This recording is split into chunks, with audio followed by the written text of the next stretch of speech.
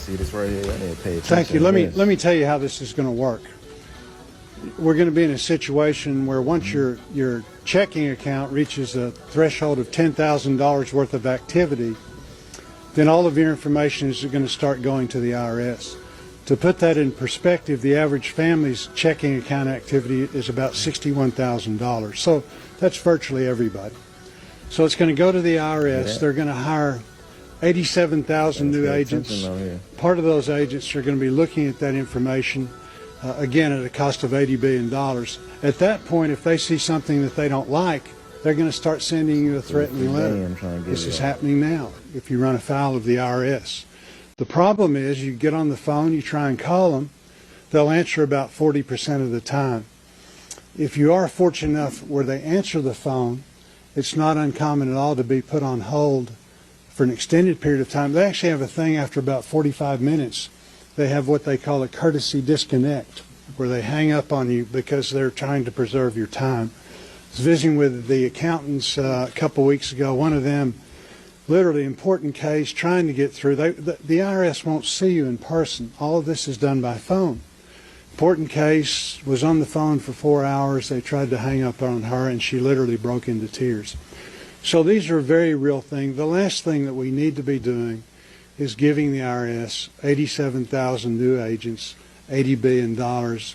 There's lots of things that we could be doing for the IRS to help them with their customer service to make them more effective.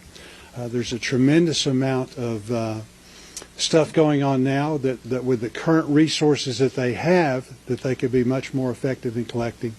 But again, this is certainly not the route to go. It wasn't too long ago that the IRS was targeting conservatives. Now we're seeing a situation through this Build Back Broke bill, or whatever we call it, that they're going to be targeting the vast majority of the American population. Thank you. I don't think the argument is whether or not people should pay their taxes. Certainly they should do that at all levels. The question is, how do you enforce that?